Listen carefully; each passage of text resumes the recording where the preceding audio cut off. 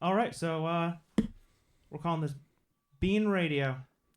3 beans. 4 beans and a few more beans. Bean radio. Um, what did you want to talk about? Well, the first thing I noticed is the way you treated these beans. Um, you look like you're pretty harsh with those things. What's going on back there? Oh no, That's not the bloom. that's the bloom. Aren't you supposed to? Do you even bloom? Um, so what? This is Matt. Uh, I'm Gibson. What he's talking about is when you make coffee. There's a certain coffee orthodoxy that you have to adhere to, with a Chemex. And if you go on Reddit, you can check out how to make a Chemex, and you grind all the grounds to the certain grind length, and you have to make sure the water's not too hot and not too cold, and you're supposed to put a little bit of water in it and let it wait for a while, and you're supposed to do a particular type of pour, and you're supposed to pay a lot of attention to it. But what I found is that you invariably get coffee no matter what you do, and it basically tastes the same. So I guess we were going to use that, as awkward as it is, as like a transition to talking about orthodoxy. And so coffee is kind of a cool way to look at that, because coffee has not just coffee. So we both play Magic the Gathering, and that's a fish shirt. And so anytime you have a subculture, you have a sort of expressed orthodoxy and like norms and jargon. And I think a lot of the coffee snobbery is just to make it seem more complicated or to put more ritual into it than you need to have, because you like it a lot. So I love it. right, so it makes sense to just try to build like your demi-religion into it, and I think that that's what happens with coffee. I know it happens with wine. So if we're talking about coffee snobbery, what's a if I was to go out snob spotting, what are the first qualities that you would expect me to see? Say I went downtown to a local coffee shop. How do I spot the snob? Like what am I looking for here? Well, the prices of coffee have to do with the country of origin. I think that generally African ones are more expensive, and a lot of people prefer African ones. And so the reason country of origin matters is because the soils are different and the coffee does taste different. But the thing that's weird to me is that the change in price in coffee has nothing to do with what the people who picked it were paid. They're almost all paid universally under $2 a day. Like across the world, everywhere, basically but Hawaii and Puerto Rico that grow coffee pay $2 a day. yeah. And so the argument that's made is that these countries are so poor that that's a livable wage. But if you look up the cost of living in any of these countries, it's like 15 times that. So like Honduras, for instance, will pay you $2 a day for coffee, but it costs $600 a month to live there. Kind of the same thing with t-shirts. It's like we sell those t-shirts for $20 and those people are getting what, like a quarter to Well, make a shirt? but t-shirts, there are domestic companies that make t-shirts. True. The price doesn't seem to track, like, because it could be like you could be your Hype Beast t-shirt. It could be an $80 t-shirt that's the same as the Fruit of the Loom $3. So t-shirts have, and there is, I think, a bit of that imagined value in coffee, but a lot of the more expensive ones come from a particular workers' co-op somewhere, or sometimes they are more rare. The most expensive coffee is from Hawaii, and that's because of labor costs. And so Hawaiian coffee is $50 a pound. Not that, but Kona coffee, which comes from a particular island, is $50 a pound. Do you know how much land they're using on that estate, I guess we'd say? It's a few estates, but estate is kind of the right word. There's a strip, and it's like in France, where if you're in a particular country, the wine is regulated by the government, like a Cabernet or whatever, or a Chardonnay, and they have to grow the wine in a particular region. It's the same thing with Kona, and so there's just a limited part of an island, maybe the Big Island, This stuff's grown in Cowie, so they can't sell it as Kona coffee, and so it ends up being $16 a pound, which is 25% more than like Co-op coffee, and it's double Green Mountain coffee. So it's not that much more expensive. If you buy coffee from a place like Dunkin' Donuts or like a local coffee store, the markup is like 10 to 30 times. That's so crazy because even with that huge markup, Dunkin's coffee still maintains number one bad coffee for me. It's like intolerable coffee. I think they do something to make it consistent and to make it keep longer. Man. Because it doesn't. Yeah, it's like a concoction. When was the last time you saw somebody with Dunkin' Donuts coffee that didn't have like 9 creams and sugars in it? That's the only way that's the way you only even tolerate it. Yet you make stuff like this, and you just want to drink it straight out of the Chemex. Leave the filter. Yeah, Joel started drinking it, I think, without sugar, but with cream. I don't know. I mean, I think part of drinking like bitter liquids is it's to drink bitter liquids. Like you're trying to it's like drinking a bitter beer to show how burly you are, so the hair grows on your chest or whatever. I want to be able to see the resin on my tongue. So many hops I need right now. Yeah. Yeah. But yeah, so the coffee market ends up being a market. So there's this thing called fair trade, and the idea with fair trade is they're not paid the same thing as they would be here, but they're paid fairly. And I mean, my argument would just be like, look at the cost of living, look at what they're getting paid. It's not fair trade, and so I think that's been used as a mechanism to slow down the market to having to respond to basically obvious imperialism. So tea's the same way. And so the cost you'd be putting on consumers if you actually wanted to pay those workers more would show up. It wouldn't be, you could pay workers 10 times more and then not have to charge consumers 10 times more, because a lot of that goes to middlemen. So when we're talking about paying workers more, you're saying 10 times more. So that's $20 a day. Yeah, that barely breaks livable in most of these countries. So I would shoot for that is a crazy threshold to me. If you haven't, yeah, man, I don't see how you can say that your industrializing country even a quarter of the value of an American worker. I think you just need to set at least a minimum, and there's going to be bad actors that ride onto that and use that as an excuse to not make it push it further. But if you were paying people a quarter, you'd be paying them $40 or $50 a day. So, and that's a quarter of low wages in America.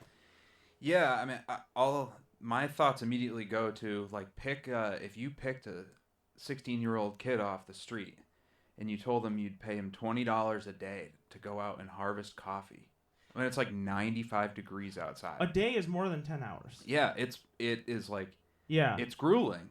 Yes. And you pick up an American citizen and tell him you'll pay him $20 a day. It's insane. I should mention that there's coffee places that pay $2.50 a day. That don't provide any food or anything for their workers. So there are some places that pay as much as $2.50 a day. But if you had two married people, they're getting $5 a day. Well, let's go for it. They're just 7 days a week. That's $35 a week. Is $140, $150 a month. And so I just looked around in the countries that are paying these low wages, and usually the cost of living in places well outside the capital city is $400, $300, $600 a month. There are very few places where, I mean, I actually don't think there's anywhere where someone can get by on $1 a day, and I think that's why it's like a marker for poverty. I think it's $1 a day is a marker for poverty. I think it might be two. I think one. What is that? According to like the IMF or something like that, Or UNICEF. yeah, $2. I think it's $2 a day. It might be $1, but I mean, regardless, right? Either one of those is a slap in the face. It's beyond a slap in the face. It's degrading. It's like dehumanizing to make people work for that. And Yeah, I mean, the argument made is that this was an uplift. And for some of these places, they have industrialized. But I think that what has uplifted their societies is they've improved their standards of education. And not so much because there were people working in sweatshops. That probably helped people get by when their mode of subsistence was pulled out from under them, and maybe there was nothing else we could do. Because there was, in a lot of these places, there was a lot of population growth in a fairly short amount of time. But people come in, they buy up land from local farmers, they buy up people from out of state or out of the country, buy up farms, and less and less of farms would grow subsistence crops, and more of them would grow whatever cash crop. And that's sort of what happened in South America and Central America. Initially, it's kind of what North America was about, although we were just getting freestanding trees. But while Virginia was slapping out that tobacco. yeah, that it's definitely a legacy in South America for us, for sure, for America. It's interesting when you mention about, people say, okay, well, these people are making horrible wage, but by sort of leaving them these jobs, and just to start with that language, just using the word leaving, that you said the way that they uplifted their society is more rooted in raising standards of education, which I think is something that America, so we did it once, and then I think we have let ourselves slide a long way. I think the GI Bill, post World War II, I think was responsible for a lot of education that probably wouldn't have been otherwise received if it wasn't for some type of subsidy. Yeah, but people have been talking about recently, like the GI Bill was spotty because it was left to the states, which is sort of the problem. The good and bad things about the American system is that it's federated, and so sometimes that means if the central government's doing something abhorrent, it's much easier for state governments to resist. So if people don't like Donald Trump, state governments have been able to insulate their citizens basically from the federal government to some degree because of that separation. So like state governments can take more direct control over, for instance, like COVID response. What if the federal government completely abdicates responsibility, which is sort of what it did in this instance. Look at the nation state of California. I mean, Newsom, right, the governor out there, yeah, he was actually using that language when he spoke and when he put out releases. He was referring to California, the nation state of California, and that's sort of there's movements, secessionist movements within the state of California, and there's all kinds of arguments that they make for why they should be independent, and that has like permeated top leadership there. Yeah, I mean, and that's what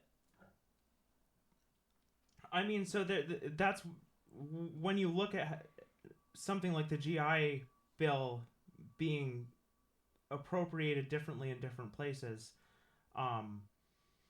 That's like a relatively slow rolling version of that. But then when you have a crisis and the federal government doesn't take response or doesn't take a response, like a lot of governors, it wasn't really a partisan split on governors that responded appropriately and didn't.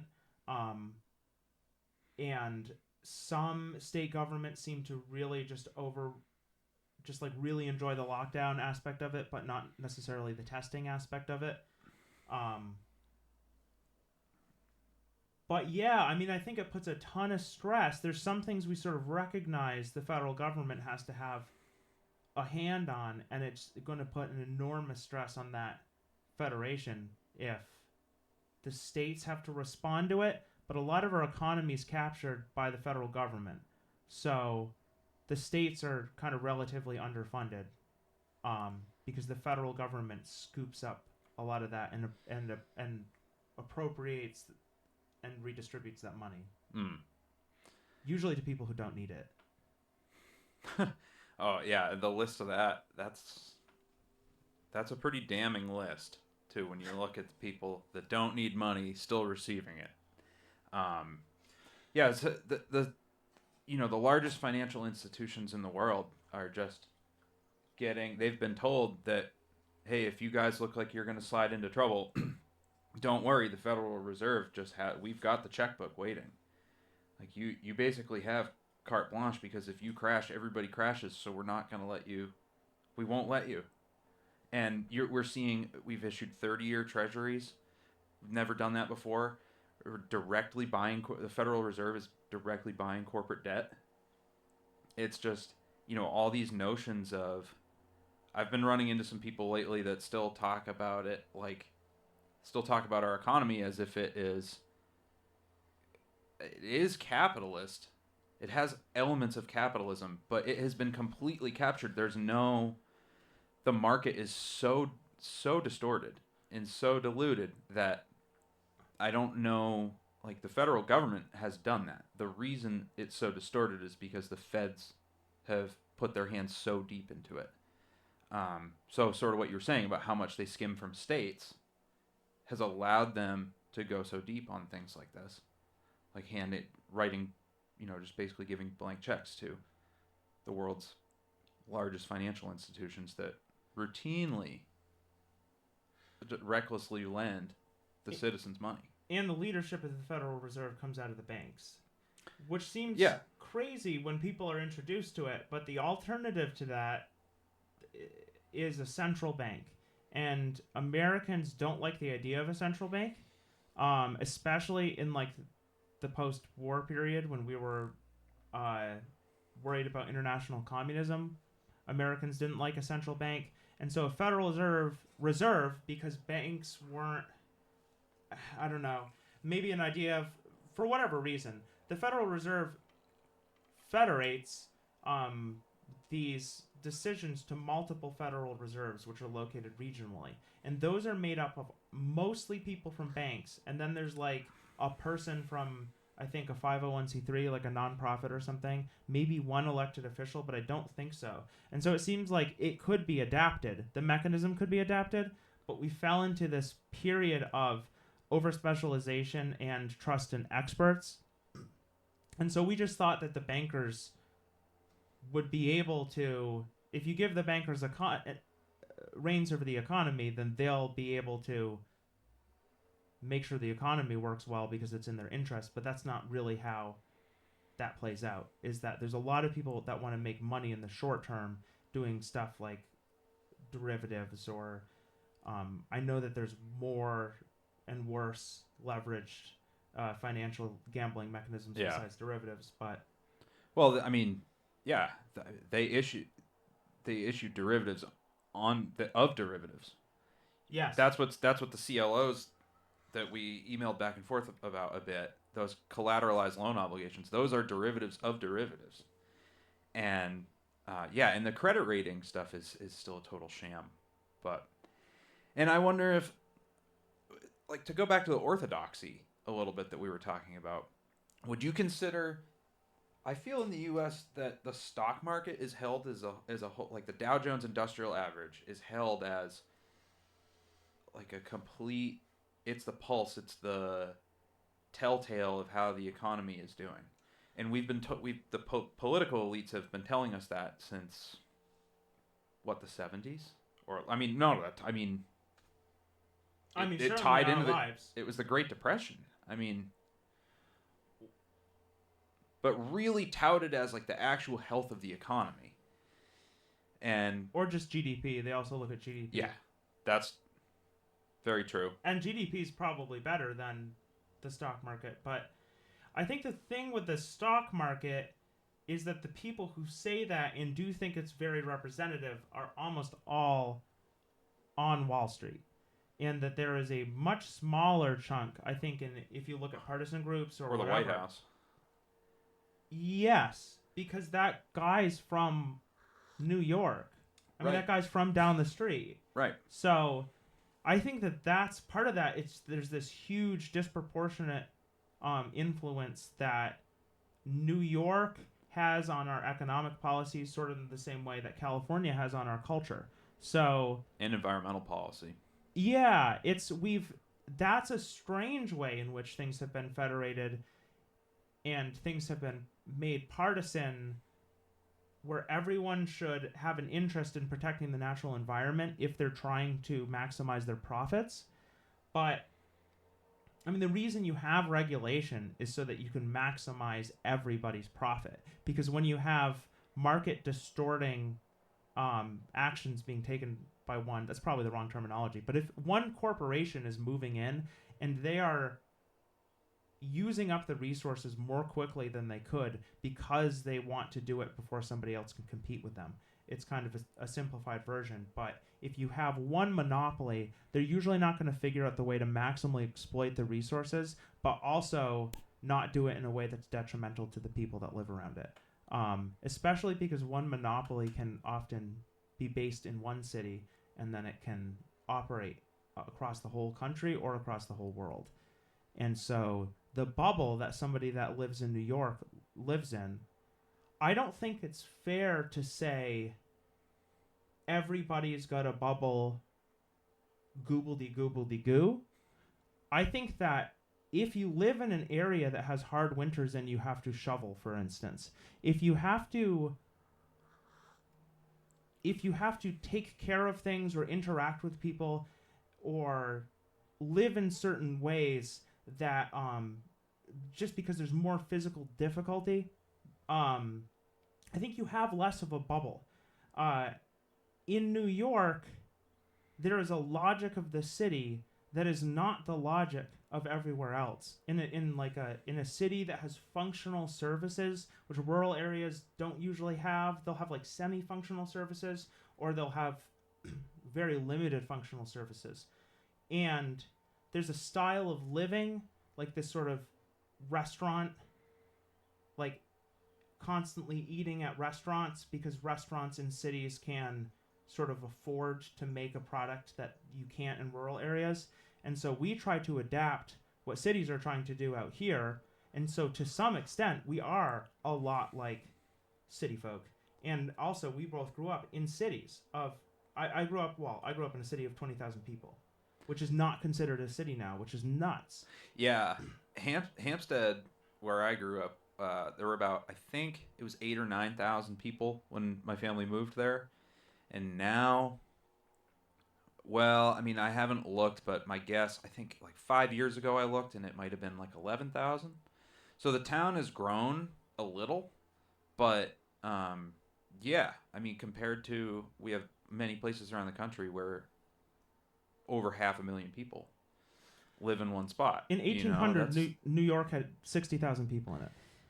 That was the New biggest York City. That was the biggest city in the country at the time, right? Yeah, Boston had, I think, 40 or 30,000. Yeah, and Philly was comparable. It's like 40,000 people. Yeah. I can't remember anything but New York. Everything was less than New York, and New York was up by, I think, like 20 million. Or 20,000. So our biggest city was 60,000. Our biggest city was significantly smaller than Manchester, New Hampshire. Yeah. Yeah. Yeah, and so the people that wrote, most of the people that wrote the documents were farmers. And so it was set up to privilege rural areas because they were worried about centralized control, because basically they thought that if you have like a straight democracy, you're going to get a dictator that's eventually just going to turn back into a monarch. And they didn't want that. And so all a dictator has to do to turn into a monarch is have a kid and have that kid successfully take power. And then you just build up a religious narrative like they did in North Korea. Mm-hmm. So that guy started out as a communist revolutionary, and he ended up as a god. So, and you have Kim Jong-il going and doing that. And I mean, obviously, everyone, I'm sure there's plenty of people in North Korea that don't actually think that Kim Jong-un is divinity.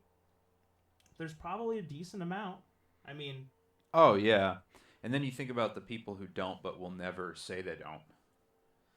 Right. just because of how traumatized and scared they are, and because I mean they will just come for them in the night. That family, it's I mean when you just the concept of having like a god on earth, is just so far removed from, well, at least from the way I grew up, um, and I just can't imagine the trauma of growing up with something like that. How do you imagine trying to deal with the rest of the world? Well, in the way that secular mechanisms are adaptations of previously existing religious mechanisms, so kings centralized power and then had a divine right, which gave them ultimate authority, and then that authority was transferred to a state. And so, in some ways, we have a mythology. There's an expectation in America of like upward social mobility. Um, uh, Horatio Alger's Roads to Riches story, or the American Dream, or however you see it. Um, there's certainly large aspects, and I think most people think that, um, like people. I don't think that veterans poll poorly. I think most people support veterans, for instance. Um, we believe that people are taking a responsibility and they're taking a risk, and even people that are anti-war are almost never anti-veteran. And so there's certainly like there's shared beliefs and norms, but I think that a lot of those were a little bit more reasonable, at least, and a little bit more secular. But at some point, I think that they were a religious mechanism. Monarchy is religious or semi-religious. Yeah, Almost always explicitly yeah. religious, though. So, um, I would worry about backsliding just because it's like reverting to a previous firmware version that worked. And so if we get to the point where education breaks down to the that where people can't be independently critical enough, because again these small groups, 60,000, a city of 60,000 being the biggest city, um, there weren't public services, there wasn't public education, and so people had to educate their children so that their children could survive, and that a lot of it was explicitly tied to their religion. So they would read their Bible a lot. So what do you think? Do you think we're still in need of that? Like education for survival, and what type of yeah, like what type of things for survival should we be teaching children in 2020? If we just have systems failing left and right, and we have a population that maybe isn't educated enough to deal with all the problems. Maybe they are, but maybe we have systems that are stopping us or have bugs in them. But what are the things that a high school kid, Well, that's easier. Maybe. let's say Yeah. a high school kid, let's say a high, So adults have charisma and confidence. I mean, some do charisma and confidence, and they can say things that they probably almost certainly believe, but it appears that they have a lot of belief and confidence in it. And so I think that if children understand that somebody can say something and have a narrative that's pretty consistent, and a lot of times actually, if it's only self-consistent, that's one red flag. So it needs to be consistent with the other things you know. Um, and it could be everything you know is wrong and that this new theory is right, but you're going to have to go back and recheck, to see if your previous assumptions are really so wrong. And that's a lot of what growing up is you, you become aware, you become critical of the things you're doing automatically. I think that most people have critical impulses, and that we have features of education that dull or divert those critical impulses. And it's not just education, it's a lot of it is advertising and I think just sort of consumerism, because you don't want to be critical of the person you're trying to sell stuff to. You want to tell them they're awesome so they feel good, and when people feel good, they tend to be less critical in their decision making, so they might buy your product or at least build a positive association with your product. So basically, like being able to recognize bias and reevaluate your stance on things is kind of what I heard there. Yeah, and everyone has a bias. Right. You can't really figure that you're at an end state. So there's this really kind of perverse simplification of this idea, which is that you can't really know anything. But I would just say that you can't really completely know anything except maybe very basic mathematics. And often you still have to run those calculations in your head again to make sure that it's correct. But you can't completely know how to play guitar. It's muscle memory compounded onto muscle memory. And so some amount of it you're thinking and guiding, but a lot of it has to be automatic to get to those sort of later stages. Mm-hmm. So our knowledge is a whole body knowledge a lot of the time. And so it is useful to recognize that that's separate, that our sensory experience is separate from maybe just an informational version of understanding something. So even the most credible person is probably going to get something a little bit wrong, or there's some room to at least refine what they're saying.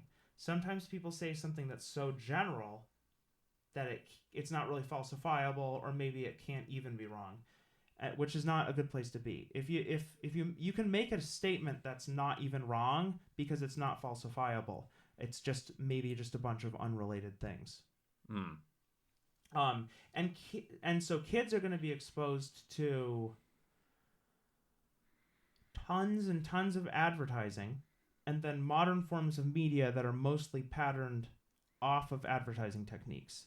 And so I think a lot of talking to your own children or talking to teenagers or working with young people or whatever is trying to divorce their self-esteem, how they view the world, all that sort of stuff from what advertising wants them to do. And just I think it's a good first step, because if they get critical of advertising and then they see that the people around them aren't, it's hard to shut that off.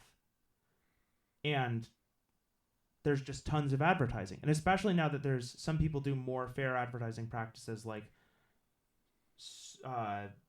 people that make YouTube videos will advertise a product directly. And it's just sort of like a 3-minute ad where he talks about the product, as opposed to a 15-minute second that's filled with like almost subliminal messaging, music that you've already heard before, a beautiful person, that sort of stuff. Yeah. Yeah, it can be pretty funny to watch the diatribes when the 10-minute advertisement comes on. You can really take a deep dive on those. Man. So what about educational orthodoxy? Does that have a place? Is that to be shunned at all times? Is it where? And I think that when we talk about education in the United States, there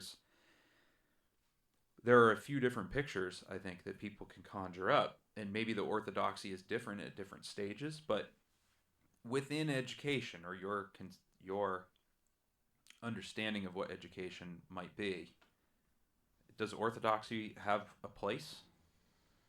What do you think about that?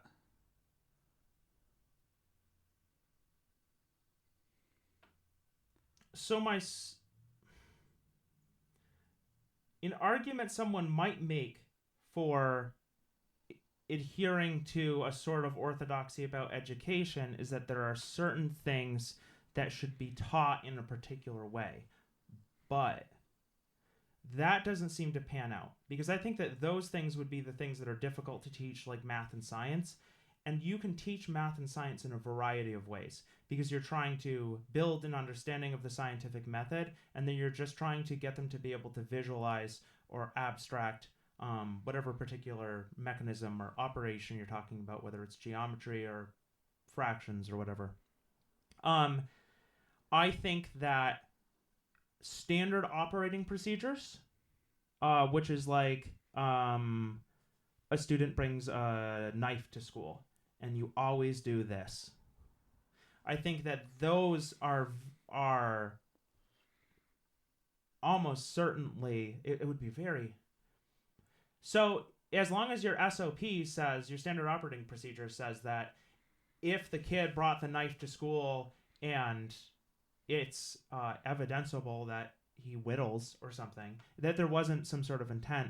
I mean, you can build into your reaction or your procedure. Just make sure that it's as short and as clear as it can be. And if kids are being judged, they need to be, especially by basically a tribunal, which is what happens at school. Either the principal or a couple people decide what happens to you. They need to see what the expectation is, and they need to feel like it's not arbitrary. And so if it's based on something like bringing a knife to school or starting a fight, every kid's going to understand that. And they might still start fights, and a couple might bring knives to school, but it's another thing.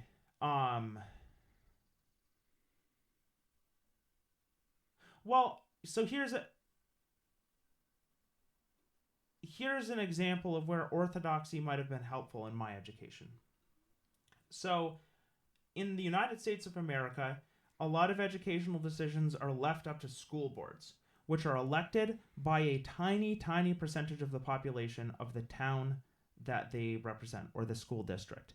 They are always very underrepresented, and yeah, we could go more into that. But what that means is there's not a lot of explicit orthodoxy when I was going to school.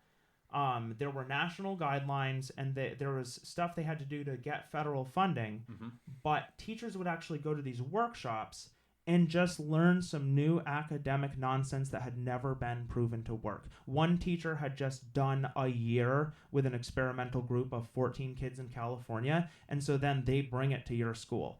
The standard of research in education is low. The things are not rigorously tested. The best schools I've seen have just been schools that tried out a model and it worked, like Montessori or the Steiner schools before that, like the Waldorf schools. Those are based on a central philosophy, but they had schools that they refined. And the Montessori school, a lot of that stuff makes sense because it's really efficient, because part of the model is children teaching younger children. So you could question that. So as far as the Montessori school, do we adopt that as a new orthodoxy so that you don't have teachers picking up spotty, new, random academic ideas? If the I guess it depends on what you mean, because if the orthodoxy is educating people to be critical of the institutions that educated them, then that institution will have to survive the criticism. And there's a danger that you could educate people to be critical, but they could still miss the mark and they could make the system worse. But you have to surrender anything you build to future generations. You can't have control over it. So, well, it's basically so like that institution would eventually might create a student that could criticize it to the degree that it couldn't justify its existence anymore. Or likewise, someone goes to Montessori school. They'll do merit scholarships at some of them, and his best friend on the same street didn't, and he sees the difference, and so he dedicates his career to either being a Montessori teacher or opening a Montessori school. So, but education is very strangely funded and underfunded, I think. Yeah, I mean, there's a lot of money that goes into it, but I think it's been it's just been asked to take on so many different roles. Well, So like when you think about a school that's teaching science and math and social studies and art and music and social emotional skills and has recess and has security people, and it's a huge operation, and you're trying to fund it off of tax dollars, people's property taxes primarily. And so yeah, I mean, if there's not a lot of money to go around in the town because the home values are low, they can't get, people for various reasons don't have money. Either they're out of work or they've never had money. Anything can break you. And yeah, I think it's pretty. They have not kept pace with, say, we were talking earlier about giving money to people that don't need them. Education is probably a worthwhile investment, but we're choosing to not make investment as big as we could. I think is how I view it. I think part of it is that at this stage, a lot of our economy should be educating our kids. One thing is, I think that people need to. I think that there's education could be more based on going to places that already have pre-existing staff and resources, which happens in this area. There's a lot of nonprofits that do educational stuff with kids, like outdoor learning. They'll bring in like wolf pellets or owl pellets and wolf footprints, paw prints. Those would be some big pellets. Yeah. So I think that you do need more money into it, but more people need to be doing it, and we need to be in a position where people can trust older people, other older people, maybe that do or don't have kids. And so here's the thing about sketchy people. Your kid's going to run into sketchy people when they're older. And so if you have the courage to talk to the sketchy person you're worried about your kid talking to, a panhandler or whatever, or just a guy that looks weird or looks violent or looks maladjusted or something, and you talk to him first, and then you just talk to him honestly about how he's your neighbor and you want your kid to know him, or something like that, and you get your kid to understand people are in a variety of life circumstances, I think you're less likely for your kid to just want to do the thing that you haven't been letting them do. And so I think you can honestly say, introduce your child to somebody who has a criminal record, for instance, if that's what you're worried about. Although, honestly, I think normally people are just hyper tunnel visioned and afraid of everything. It's not so much that they're actually afraid of criminals. But let's say he did. Let's say this is a person with a criminal record and they're hanging out in public. Well, if you mediate a conversation. So say he says something to your 8-year-old boy when you're walking into the thrift store and he's standing outside. And you could take your 8-year-old boy and just pull him away as quick as possible, or you could engage them in conversation, and maybe the boy asks why the man looks a particular way, and you explain to him that something's going on with him, or why was he acting in this way. Or you could have this discussion with a lot of these people. Because like a lot of these people want to tell kids not to do drugs. Like a lot of people who've had run-ins with drugs or violence or criminal activity, they do want to tell kids not to do that stuff. And a lot of them have no resources to do anything useful, and because they're given like this bare minimum. And maybe there'll be some sort of job training, but it's always like sanding or just like very hard labor, and these people will be in their 40s and 50s and maybe not in good health. And so I think there's a combination of factors. I think if society as itself didn't waste so much energy with everyone being like afraid to interact, oh man, then I think that would be helpful, and you model the behavior for your kids. So I think that it's clear that shutting your kids away from what you see as negative influences does not work, because people that are very well off and live in areas with good schools and live in gated communities and have access to all the resources, their kids still go out and get wild. So it's I've While you were talking for a minute ago there about like introducing someone with a criminal record or something, introducing a kid to someone who is clearly experiencing adversity in a serious way, it made me think of like, what if you told your 8-year-old son that the guy who made his pizza and the guy who just delivered the pizza to the door and did such a great job bringing you this delicious pizza both have criminal records, and it's like right. it's like, okay, yeah, that guy who's only 10 years older than you got arrested when he was a freshman in college because he was the unfortunate one that got caught with a beer in his hand, and now he has or he had a gram of weed in his bag, and now he has something on his record, and that doesn't he's okay. And making them not so closed into the fact that when you tell people not to do things, that not all the results are bad. That, for instance, drug use. That, yeah, there are times that people get hurt by using drugs, but there are also times where drugs help. Very often. And that like ibuprofen is a drug.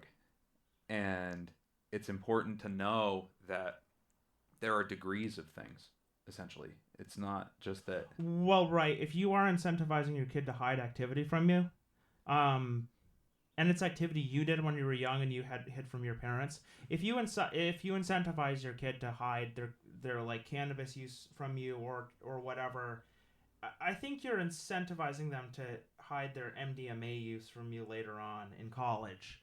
And so if you're a modern parent, odds are, and you're not rich and you don't live in the middle of, you're not like squatting in the middle of British Columbia.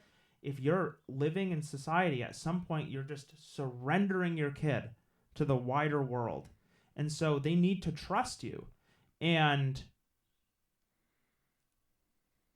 I mean, one of the famous doctors at Johns Hopkins was addicted to cocaine, and then they switched him to opium, or vice versa. Like he abused cocaine, and he was doing cocaine all of the time, and they said the other doctor saw a problem, so they switched him to a different drug. We got to calm this guy down a little. He was working 100-hour weeks, and he was driving the residents, the young doctors, to exhaustion.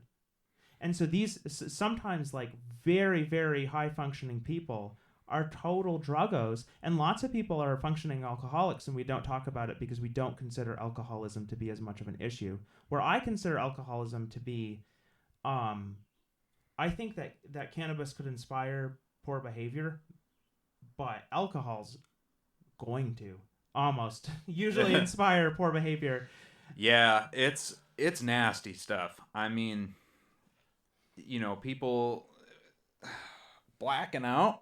That's not a good jumping off point. Yeah, it's always like when you're younger and you just just fall on someone or break something, and then the next day you're just like, oh man, I'm sorry about that, and they say, oh, it's okay.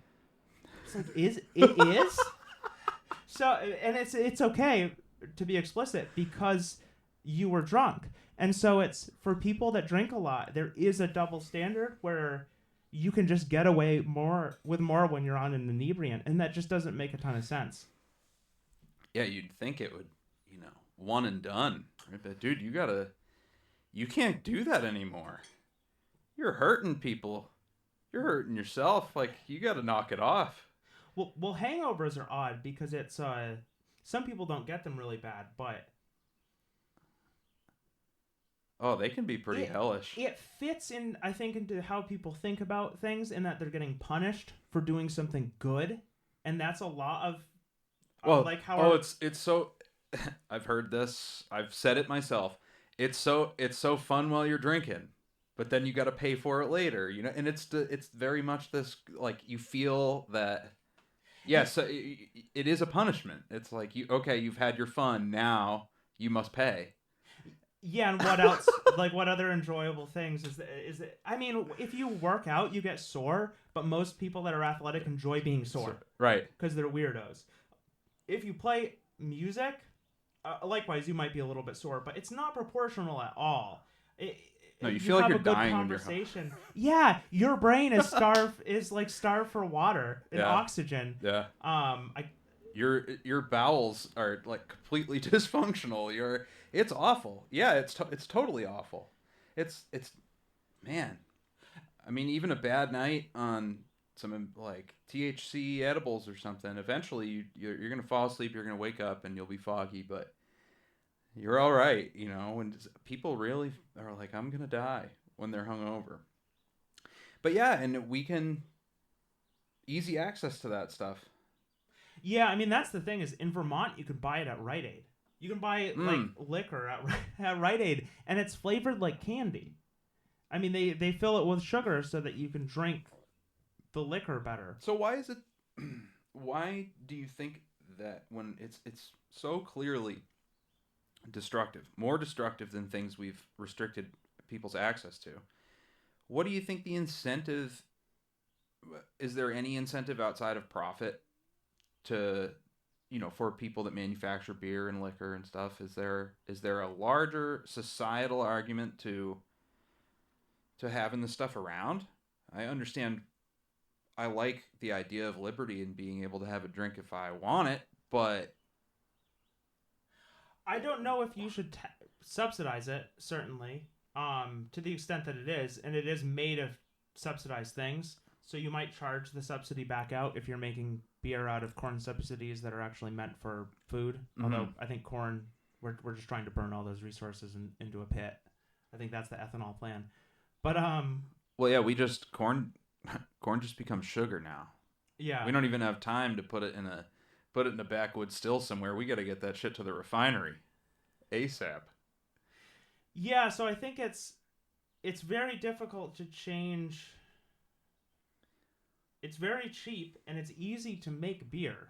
Actually, beer is kind of more expensive than a lot of other stuff if you put hops, fresh hops and stuff in it. But you can grow hops. You can make wine with a slice of bread. Oh yeah. Yeah, you can. I mean, it would be absolutely disgusting. Oh But yeah, I see what you're saying. Yeah. there's yeast there to start a fermentation process. So I think you might get the yeast from exposing it to the air. yeah, Yeah, which is how they used to do it. They used to make a mash and then expose it to air and it would ferment. I mean, so historically, alcohol exists because it's horrible to do most jobs. It's horrible to do a lot of jobs. And so right now, there's not a replacement drug for manual laborers that we are forcing to work for almost no money, too many hours than is physically comfortable. So lots of them drink alcohol. Other people have very stressful jobs and then they drink alcohol because they might be old enough that it's just seen it's more prestigious and it's more responsible to drink Scotch whiskey than it is to use cannabis. And they're also not the same drug and they don't necessarily addict or damage the same people. Alcohol is just there's a lot of studies showing the negative effect it has in your body, and then when you look at the ones that say it's good to drink a couple beers, those studies are extremely fraught because they group in ex-alcoholics underneath the abstainers when they do the study, so that half of the abstainers are hardcore alcoholics who have damaged their liver. So when they say that people who drink 3 beers a day are actually healthier than abstainers, that's because a huge part of the abstention category is people who are in critical danger of dying if they drink more. Or, well, not really an or. I mean, most people that get to the point, alcoholics that get to the point, there's at least some liver damage. So they're just going to be more likely to, they're going to have higher mortality. And so lots of these things that keep getting pushed around, if you look at them for 30 minutes, 60 minutes, with a basic ability to evaluate research, you realize they're not true, but people repeat them because it is an excuse and enough people agree with them. yeah. That if you don't agree with them, then they can just go to somewhere else that does. I think that you shouldn't legislate, you shouldn't make alcohol illegal, maybe restrict it around children or something. You shouldn't make it illegal, but I do think that it's completely acceptable to have a strong cultural push to say this is a very well documented thing that is damaging, we probably have replacements, and if we don't have replacements, we can mitigate it. And I do think a lot of the reason that people abuse alcohol is because there's very little social environment for them to, well, there's very little social activity for them to participate in.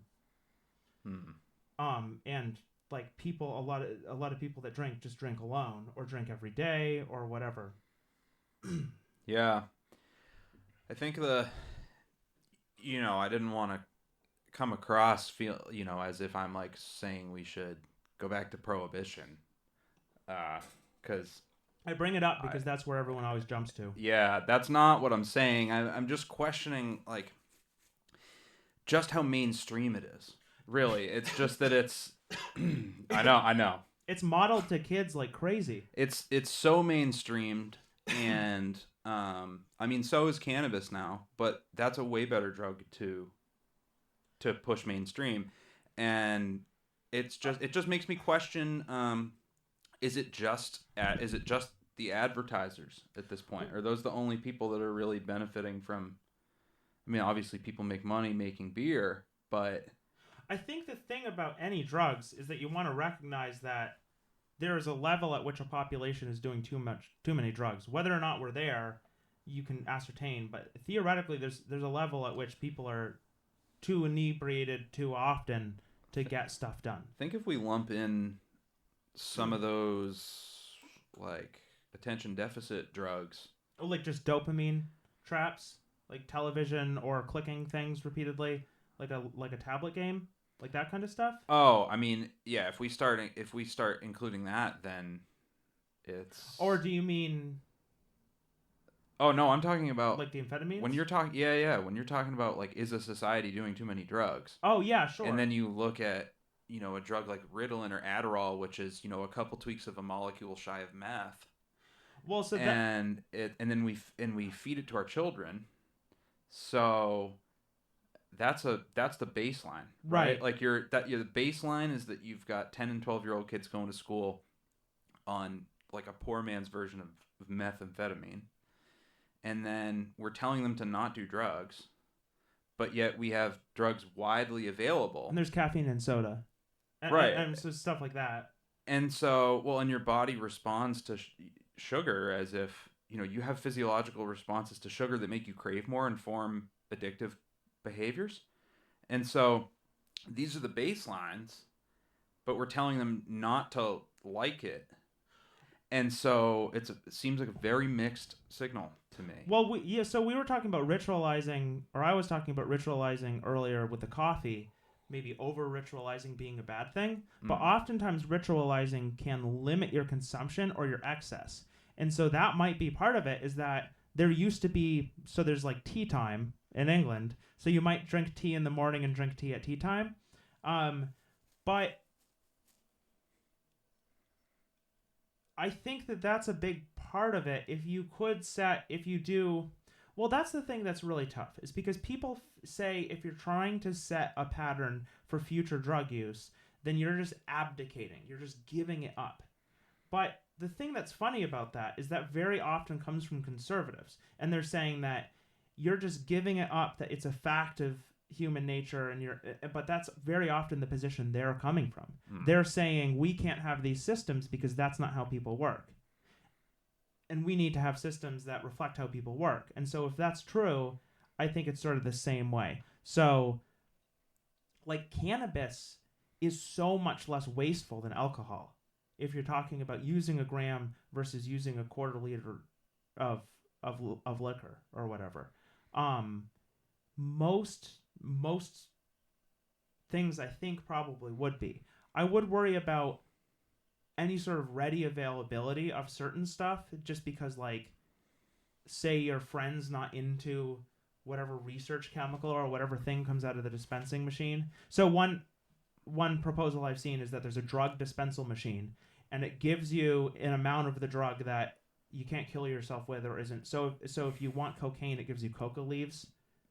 But then it seems like you just get all your other friends that don't use coca leaves, and then you get 100 of them. And people organize a way to do that with an application very quickly. And so I think that there is an argument to be made that you would basically just be making this stuff more accessible.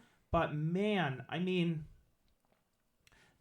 one of the things that's the most tragic about drugs and causes a lot of these overdoses is because they have to go to these super sketchy places to get them. And we just have to think about what are we criminalizing and why. And so yeah, I mean, there's some drugs that are not evidenced to be safe that we give to children, that doctors give off label to children. I've heard firsthand, but I've also just read documented cases. Plenty of doctors that I think are committing malpractice. I think my doctor committed malpractice when she gave me amphetamines. I mean, giving kids. So I took Concerta, which is a time-release Ritalin, which is a different version of Adderall. But it is very directly related to, like Matt was saying, a methamphetamine.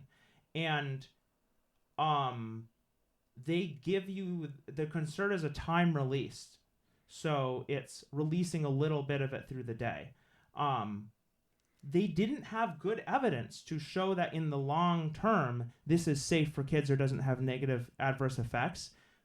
A lot of these drugs were initially okayed on 2 or at most 5 years of safety data, and usually those studies were paid for by the companies manufacturing the drugs. So, I mean, so there's part of me that is like, 5 years is a good amount of time, and I would have no problem with some drugs being released on a 5-year schedule, but if it was being evaluated fairly. Well, if it's not for children.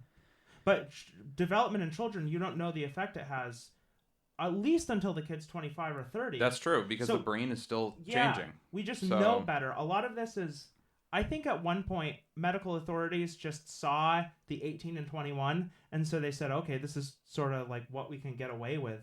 But pharmaceutical companies, a lot of times, come up with a compound and then figure out how to use it. Yeah, because a 5-year study, if you're going to give a 12-year-old kid a drug and ask him to, his brain is still growing until he's, 25 or 26? Yeah, so I guess it depends on the people, but it's 24 to 26. Yeah. And so I think past that, you learn how to deal with the final stage of your brain. So I think there's even development past that. I mean, I think there's development until you die. Your brain changes in the way you... Whatever. I mean, I'm sort of underinformed in that area, but there people think about things in different ways demonstrably. They play music in different ways. Yeah. So. Yeah. I think the perception of time is probably pretty basic to that. But anyway, these substances weren't carefully tested for use in children, and a lot of kids are put on things that are advised against. It's advised against to give the kids that. And doctors are just able to use their discretion to make that decision. And they just do it in large blanket numbers, and it is the norm. And so what I think is going to happen is unless you just have a worse version until we get to Brave New World, but assuming it gets better, I think that we're just going to have a generation go out that thought it was okay, and very quickly people are going to shift to saying it's not okay to give kids amphetamines. Yeah. And then everyone's going to pretend like that's what they said the whole time. Because we're talking about people. So that's the best case. So if you can try to push it towards that way, I think that's always the way to go with people, is just give them an excuse to stop, to drop their sort of partisan position defending this like old paradigm that wasn't terribly well demonstrated, had a lot of direct ties to industry, that pharmaceutical companies just don't necessarily do the best R&D for what we need as like a society. And even falling short, they still spend so much money on it. Well, they spend a lot more on ads. True. Yeah. Yeah, and getting people to, ads are just illegal. Getting people to use their drugs. Yeah, ads are just illegal in other countries. So if they're spending 70% of $100, why don't we spend $30? There's these huge inefficiencies generated by this system we have in America that develops these drugs. And it's helpful for some stuff. for this for RA or rheumatoid arthritis, for maybe acute treatments of this kind of stuff that lots of older people have, so it's marketable. But much of this stuff very likely has causes that could be dealt with earlier on. Yeah. And you could reduce the need for treating these developed chronic conditions or these sudden acute problems. So I'll end. We're a bit over an hour. I can end on my doctor story. I've got a great doctor story. Sure. I'm So I don't think you should rely on anecdote. But if you don't rely on anecdote, then you should find evidence that maybe an increased amount of medicine or an increased amount of doctor visits correlates with positive health, which it doesn't. So there is a burden of proof on there are some things that doctors do. They can tell you have appendicitis, but a lot of people can do that with Google now. So that range is narrowing for the stuff that they can quickly diagnose and stop you from dying. Stuff like appendicitis or tonsillitis or a heart attack or stuff like that. A lot of that education and lots of people being aware of those things does more than the doctor themselves, because you need to intervene before you get to the right. Yeah. So that stuff drives up the average. The appendicitis and all of that stuff that's common and relatively easy. The 200,000 cases a year sort of stuff. But even that, you don't have a correlation where more medicine, more access to doctor's visits equals better health. And so my doctor story, I guess with that's my quantitative disclaimer, and then this is an anecdote, is I had a general physician. They're called PCPs now because someone's got a sense of humor, primary care physicians. I had the same one growing up, and this is the one who gave me amphetamines. So when I was in my early 20s, I lost a whole bunch of weight, and I went to the doctor. I knew I was doing it because I'd figured out how. And so I was like 20 pounds in. I got weighed when I was 300. I started at 330. I got weighed when I was 300, and I came back a few months later, and I'd lost 60 pounds at that point. And it was 3 or 4 months later, so 60 pounds in 4 months. And she was impressed. She asked me how I did it. I told her explicitly how I did it. And how I did it is sugar is bad for you and you don't eat it. If something has sugar in it, don't eat it. Bread is a slightly better version of sugar. Oftentimes bread has sugar added to it, and eating straight glucose with no fiber, that's not really doing anything. So cereal, sugar, pasta, you don't want to it's not, that's the approach to take basically in a nutshell, and I'll talk about it more at a later date. I told her this stuff. She said, interesting. We did all of this stuff. I left. I come back 6 months later. She's lost 40 pounds, and she tells me after that conversation, wow, I lost weight. I stopped eating bread. And then she described to me her new habits, and I said, oh, cool. And then, so she thought this was awesome. And then when I left, what I thought was that was a doctor. That was a doctor that couldn't figure out how to lose weight. And a big old crazy neurotic, like I was in the middle of school, like I had no time to think, like I could figure this stuff out and she couldn't. And this stuff is in biochemistry textbooks that she had to pass. So at some point she unlearned how these physical processes work so she could be a better doctor. Because being a good doctor is not necessarily understanding how to make your people more healthy. Yeah. So it's doing the job as presented to you, which for her, she's double booked. So she's just seeing like 10 patients an hour or whatever. And just chronically misdiagnosing. Yeah. So that's part one. And this at the time, I thought it was pretty incredible. But then brace myself. She gained the weight back as a doctor. What? Yeah, she gained the weight back in a couple years. And Yeah.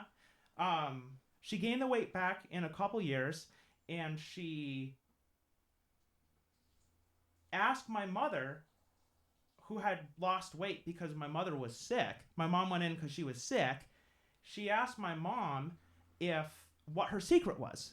But my doctor had already discovered the secret, which I gave to her as a person with no medical training and just a basic self-interest in not being overweight. And when my mother tried to tell her that it was because she was sick, the doctor just went back to the fact that she was overweight and she didn't know what to do.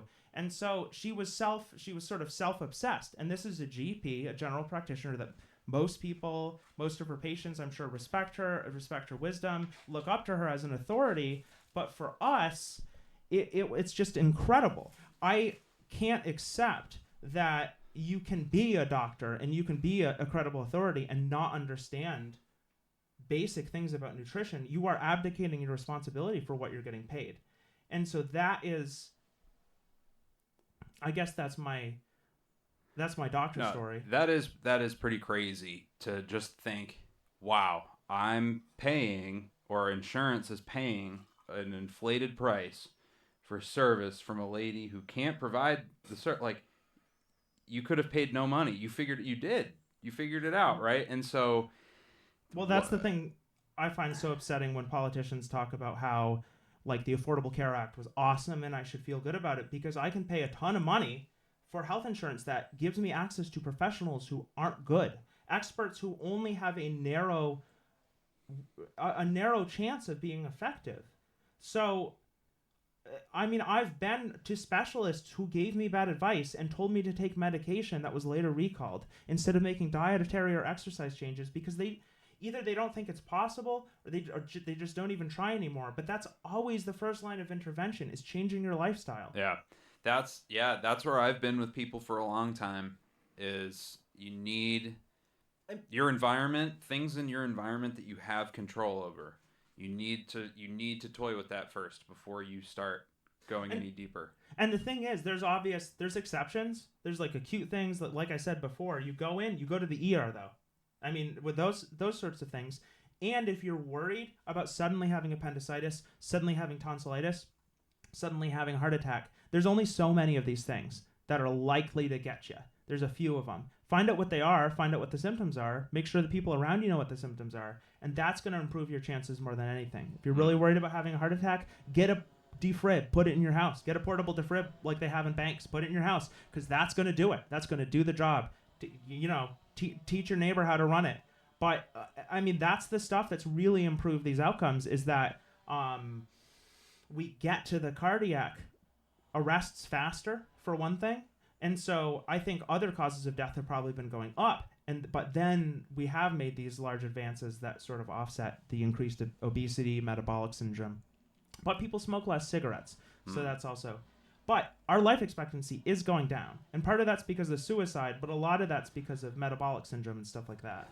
Yeah, the suicide conversation right now it's so interesting that it has basically never been worse. But we're so it's almost like we don't have time for it. It's like we're ignoring that so we can pay attention to whatever else is being thrust in front of our face on the Twitter feed, which I don't have, but I do use Facebook, and I can tell you that a lot of it now is people just taking stuff that they see on Twitter and reposting it on Facebook. And it's the whole thing is set up to the 140 character or 160 character limit, the limit on video size, all this stuff, this bite-sized stuff. It's like, well, as long as you just keep consuming enough bite-sized stuff, you're not going to have time to stop and think about why it is that your peers are killing themselves in larger numbers than they ever have before. And what does that say about the environment in which you live? Is it that big trucks go by? Or is it that you can't take college anymore? No, I don't know. It's just we distract ourselves. And maybe that's the only thing keeping the numbers as low as they are. but yeah, I don't think so. I think it's when people are deeply depressed, they don't get feedback that mirrors their experience. So other people are either not going through the same thing, or they've learned to hide, to not show that as much. But so just to get just like the numbers are in 2018. I looked up a lot of causes of death in 2018. These are so it's 48,000. It's over. These are all rounded down. 48,000 suicide deaths in the United States in 2018. Mm-hmm. And there were 6,000 of those were aged 15 to 24. And so the conversation we're having right now is around police deaths. And so there were 990 total police fatalities. You can go on the Washington Post's website. They have actually a pretty good track. And it's updated every year. And it was 990 in 2018. And so it's like 48,000 plus change. So we can just say that's 48 times. So it seems like the conversation we should be having should be at the very least equal, because this is much, much, much more acute. And we have data of a society that existed with lower suicide rates, so we can't accept it as a fact of life. And if we accept it, we're doomed. Not only do we have that data, those data, but we have also the ability to point to the society from which that data was being, those data, that's weird, those data were being taken. And I don't think the police brutality argument, I don't think that police brutality was less of a factor in those societies, right? Like, I don't right. When you look at how many people were dying at the hands of police in the society where people were killing themselves less, there's a Chris Christopherson song about a guy going into town. There's Best of All Possible Worlds, and then there's The Laws for Protection of the People, and both of those mention cops just beating the hell out of people for looking different, for just like... Yeah, I mean, if you look at it over time, the results on police violence overall has been a lot. The trajectory of that is what we would call, I guess, a good trajectory. Whereas the trajectory, and we track it better. Yeah. And the trajectory on suicide is awful. Teenage suicide used to be almost unheard of. It's awful. It is incredibly awful. So this is the thing, is I understand that people are very upset about things, and that drives what they focus on in politics, but 48 times the people are going to be very upset about this on a very personal level. And it's because everybody knows someone at this point that's suicided. Right. Everyone at least is acquainted with. If you get to the age of 25 or 30 and you don't, you know a very narrow range of people. Very narrow range. Probably not many people older than you. I mean, it just happens. And famous people at the very least that it's happened to, and it's people like Anthony Bourdain. And so there's a story that's not being told, and it seems to be the primary story. People are so depressed and dysfunctional. And I think even the most effective people in our society are people that have just managed to rein back that depression, because they've managed to surround themselves with associates that they trust, with some level of stability, with some level of like meaning and ongoing conversation. But I still think that the potential that people could reach if people weren't so depressed, if the mental health wasn't so poor, even in people who aren't diagnosed or don't identify as being any of these things, we could greatly increase our productivity. But there's a lot of things that have a sort of mechanical effect, and we can see that they seem to make people depressed. People that watch television, and not just self-reported hours watched, but when they study people watching television, they report afterwards having either more depressive thoughts or thoughts and behavior that are associated with depression. That research isn't perfect, but there's a good amount of it now, and it points to something. And so there's not research on the other side that shows the value of TV, that shows that TV has this whatever we're supposed to buy. Because what gets told to me is that people like to not think about anything or think about something else or whatever. And if you can't think about something else, then likely the thing that you're trying to not think about is in crisis. And your brain is desperately trying to get you to solve that crisis because it's having a deleterious effect on your health.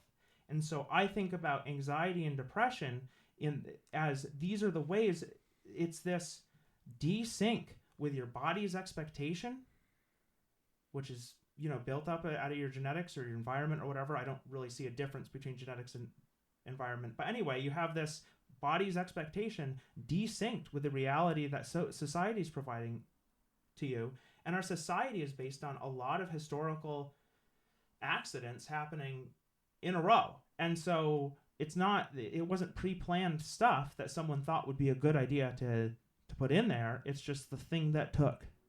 So, I mean, it could be that our society was changed drastically by aluminum cans or bottled soda. Like, that could be the end-all be-all. It could not be television, but I think we should at least look at things that we do in our lives so maybe television has some value, but that exercise, that gardening, that reading, that cooperating with people in a creative endeavor, that stuff has value, and there's more evidence for it because people have been doing it a lot longer. So maybe tangible evidence. Transition. Yeah, there's tangible evidence. It's left there.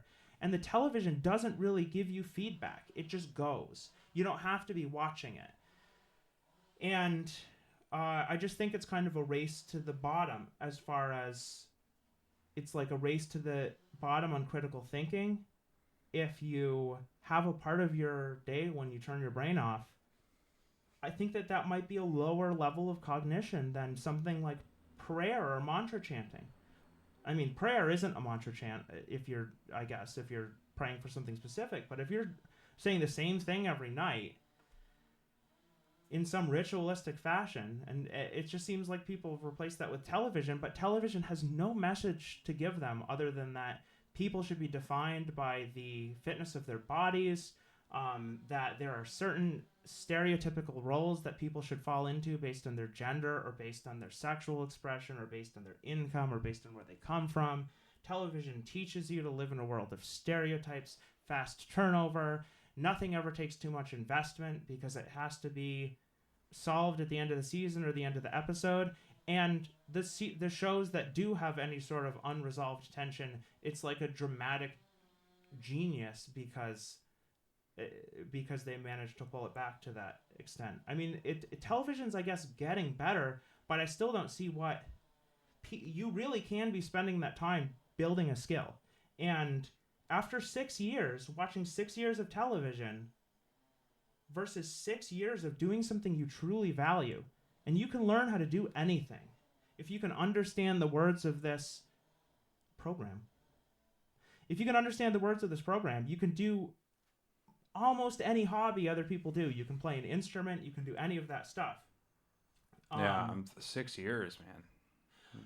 And people are raised on it. And so it's just like, people talk about 10,000 hours, and I mean, that's incredibly simple, but let's just say if you did an hour a day and rounded up a little bit, that's 400 hours a year. So let's just say you're watching television for a little over an hour a day so that you have 400 hours a year. You could be sinking into it. So every 2.5 years gets you 1,000 hours. So 25 years, you become a master, according to this very simplified version. But the reality is you're probably spending more time watching something, and that you could be breaking up with learning how to do something. So I would say, do your vices. Feel bad about them. Feel bad about your body. Feel bad about how you look, because that's how your brain makes you get better at that stuff. Recognize it for what it is, and don't feel bad as a person or as your construct. Just see this is an emotional reaction, like if a bug jumped on me. This is just a reaction. I just need to take it and then go with it as it will, and make some change. I think a lot of people struggle to remove they identify with the emotion. I think they struggle to move on from the emotional response. And then, so where you're sort of talking about being aware of that, or to use a word that I think is very being used a lot now, to be mindful of that. But then it's not even that it needs to be used as motivation, but it needs to be noted, and then you would want to make some change based on it. So, but a lot of people, I think, have trouble making that step. So they recognize that they feel bad about it. They recognize that they want to make change, but then they grab onto nothing. You know what I mean? They grab onto another vice. Or so start with diet and exercise. Yeah. Because if you start with diet and exercise, you understand at least this eye for an eye level of exchange. You understand that if you're eating cake, you're messing up and you have to pay for it somewhere else. That most people would agree that eating a cake is not a thing you want to do 5 times a day. So take that experience, and then let's say you want to play less video games and you want to learn how to play keyboard. So just don't play video games for an hour, and then you're like, okay, I deserve it. Run with that as long as it takes you, but realize that you deserve what you think you deserve. That's just a rationalization to get back to playing video games. But you'll cut down the time you spend doing this less interactive activity. You'll probably enjoy the activity more if you keep doing it, because you're not like just doing it all the time. And eventually the thing that you really enjoy, that you've become really skilled in, becomes much more interesting than more passive modes of entertainment. And so people say, well, I just don't know what... This is a problem with young people a lot of the time. I just don't know what I would want to do. Well, there's some things that's probably going to be a safe-ish bet. Learn HTML or learn how to use a keyboard. Like a computer keyboard, or also how to type. Learn... how to draw, or how to use digital art platforms, or a combination of any of those things. You don't even need to see what you like doing. See what you like the results of when people who are good at it do it. Because a lot of times when you start out, you don't love it. A lot of people are trained past that initial step. Yeah, for sure. And they're guided by the enthusiasm or expectations of their parents, for instance. But you can do that yourself. And this is a thing I try to push with musical instruments, because people think music's different than everything else, but in this regard, but it's not. It's just anyone can do it. Some people are kind of tone deaf, but you're statistically unlikely to be one of those people. And I mean, even people that are at least somewhat tone deaf, like if you work at it, you can. Oh yeah, you can improve. You will get better. Yeah. And maybe it takes a lot more work, but yeah, I think that is sort of what it is, though, is that people don't want to do work, right? So when I was saying they recognize that they want to make change, but then they latch on to nothing, or they latch on to another vice. They don't latch on to a strategy to make the change. It seems to me like most of the reason you would do that would be because it seems like too much work. Yeah, and I guess one thing about the word change, is that maybe don't look at it as a difference between staying the same and changing, because you are going to change due to the world. And so try to have a guiding hand over the change that you take in your life, I suppose.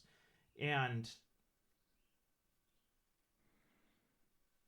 it especially, I don't know, it's just like, especially for diet and exercise and stuff like that, a lot of people are concerned about this. And so for young people, this is a good first step, because odds are, just for young men, who I've spoken to, a lot more young men than I've spoken to young women, as far as like teenagers, at least recently, they're concerned with either being overweight, or if they're not overweight, they're concerned with being underweight.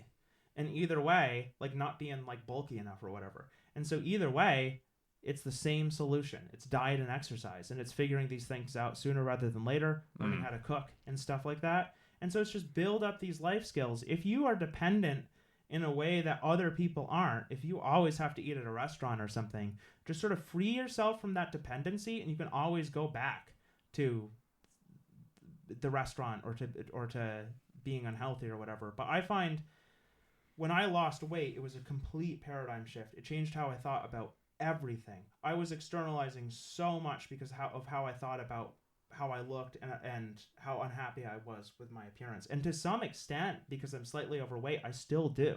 And so I think that's probably not, maybe it's not as bad for other people because people are different, but it's probably present in most people. And one way to look at it is if you care about the people around you, you can provide a better experience for them for taking care of yourself. You can encourage them to be healthier, and also you're just going to be less of a grump. And as you grow older, that should be a concern for young people because a lot of people will just default to being grumps if they don't do something about it. If they're not doing something that is valuable to them, or or they'll drink themselves or work themselves into oblivion by their early 30s or 40s. So, Yeah. Well, that seems like we covered some ground today. yep, we gained some ground. Oh. Well, Camera died.